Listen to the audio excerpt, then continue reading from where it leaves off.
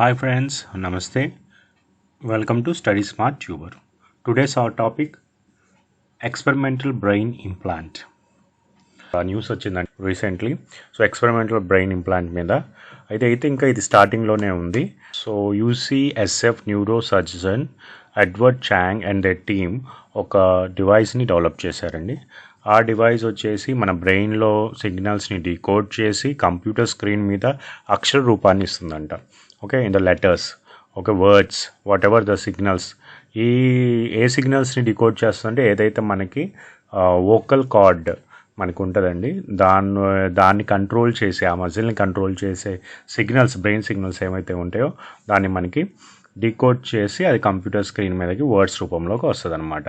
ఇది పారాలసిస్ ఎవరైతే ఉన్నారో పారాలసిస్ వ్యక్తులకి వాళ్ళకి ఉపయోగపడుతుంది. It is already latest news. మనకి ఏమైతే వస్తుందంటే జూలై 14th ఈ న్యూస్ అనేది వచ్చిందని మనకి ఒక న్యూస్ జనరల్లో. ఓకేనా, సో దాని గురించి చూద్దాం. Experimental brain implant lets man with paralysis turn his thoughts into words. Paralysis వచ్చిన మనిషి తన మెదడులో ఏదైతే థాట్స్ ఉన్నాయో, ఆలోచనల్ని అక్షర రూపాన్ని ఇవ్వచ్చు అనమాట. సో ఇక్కడ మీరు చూశారు ఒక photo clip. Is just the beginning for computer mediated communication. Computer ద్వారా ఒక 15 వర్డ్స్, ఒక నిమిషంలో 15 వర్డ్స్ అనమాట తన థాట్స్ని ఎక్స్ప్రెస్ చేయొచ్చు. ఒక సిస్టమ్ కనిపెట్టారండి. దాని గురించి యూసీఎస్ఎఫ్ న్యూరో సర్జన్ ఎడ్వర్డ్ చాంగ్ ఏం చెప్తారంటే, ఓకేనా, 15 వర్డ్స్లో ఒక నిమిషంలో ఒక మనిషి, ఒక పారాలసిస్ వచ్చిన మనిషి తన థాట్స్ని ఎక్స్ప్రెస్ చేయొచ్చు. Just beginning for computer mediated communication. Okay, so main టాపిక్లో వెళ్ళిపోతే మనకి ఏ man who is unable to move or speak can now generate words and sentences on a computer using only his thoughts. So computer ద్వారా ఏవైతే తన మెదడులో ఆలోచనలు ఉన్నాయో అది తను జనరేట్ చేయొచ్చు అనమాట. The ability comes from an experimental implanted device that decode signal in the man's brain that once control his vocal tract. So ఎవరికైతే పారాలసిస్ ఇలా వచ్చినాయో, సో యాక్చువల్గా ఏమవుతుంది, మనిషి యొక్క బ్రెయిన్లో ఒక ఎబిలిటీస్ ఉంటాయి. ఓకేనా, so the ability comes from experimental implanted device, words రూపంలో వచ్చేటట్టుగా చేస్తుంది అనమాట. సో ఇది వచ్చేసి the New England Journal of మెడిసిన్లో దీని గురించి రాశారండి. The man is currently limited to vocabulary just 50 words and communicates at a rate of about 15 words per minute which is much lower than natural speech. Okay, మనం మామూలుగా మాట్లాడేదానికంటే చాలా తక్కువైనా ఇది just a beginning అని చెప్తారు. I think there is a huge runway to make this better over time. ఓకంటే మనం ఎలాగైతే మనకి టైం గడుస్తూ ఉంటుందో దీని మీద ఇంకా ఎక్స్పెరిమెంట్స్ జరుగుతూ ఉంటాయి. అండ్ ఈ 50 wordsని మనం 500-5,000 words దాకా కూడా తీసుకెళ్ళిపోవచ్చు. Then Pandarinath, an assistant professor in the Department of Biomedical Engineering at Emory University, Georgia Tech. Okay, ఆయన ఏం చెప్తారంటే ఇప్పుడు ఏదైతే డివైస్ వస్తుందో వాళ్ళు ఏంటంటే చక్కగా బ్రెయిన్ సర్క్యూట్తో మనం కమ్యూనికేట్ చేసుకోవచ్చు కాబట్టి ఇట్స్ మోర్ యూస్ఫుల్ అని చెప్తున్నారండి. ఇప్పుడు ప్రజెంట్గా వచ్చేసి డివైజెస్ ఏమైనా ఉన్నాయి అంటే ఆ డివైజెస్ వచ్చేసి మనకి ఐ లేకపోతే head మూమెంట్స్తో spell out అయ్యేవండి.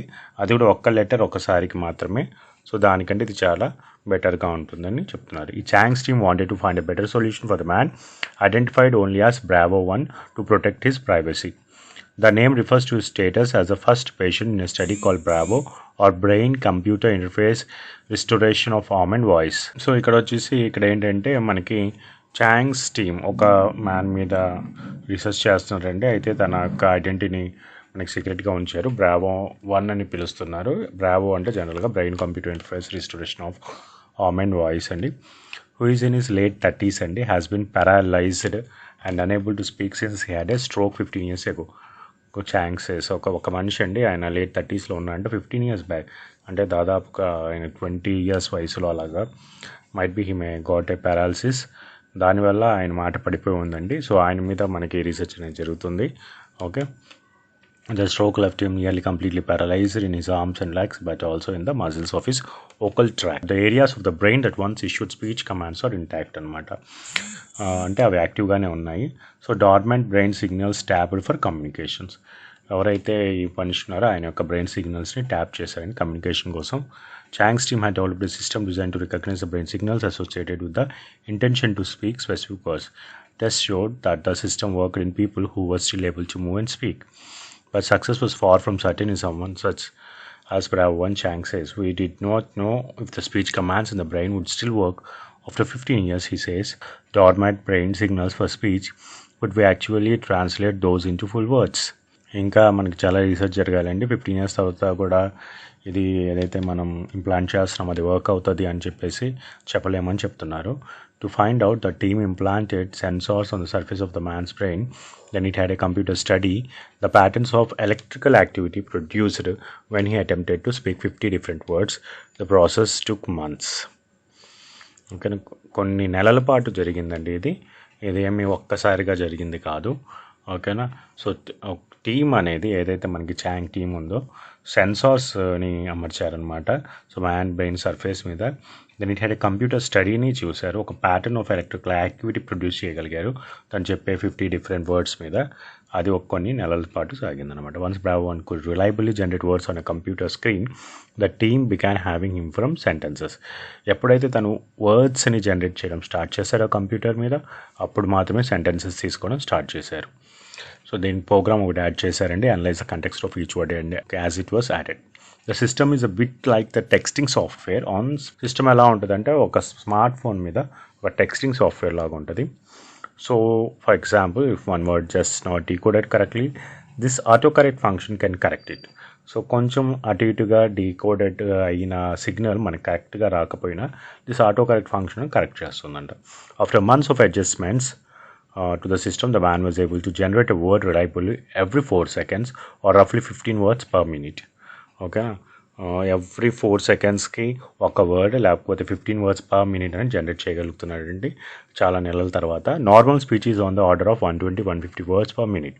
So there is a lot room to improve.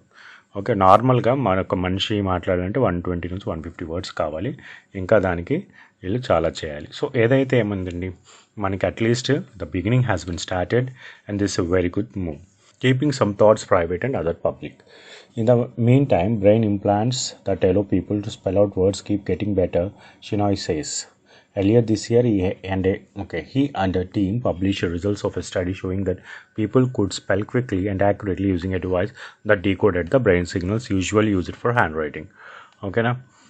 So ఇక్కడ ఇంకా ఎర్లియర్ ఇంకా ఏం చేశారు అంటే హ్యాండ్ రైటింగ్ ఏదైతే మనకి బ్రెయిన్ సిగ్నల్స్ హ్యాండ్ రైటింగ్ కోసం యూజ్ చేశారో అది ఇంకా యాక్యురేట్గా స్పెల్ క్విక్లీ అంటే త్వరగా అండ్ యాక్యురేట్గా దానివల్ల డీకోడ్ చేస్తుంది అని ఒక డివైస్ అనేది చెప్తున్నారు.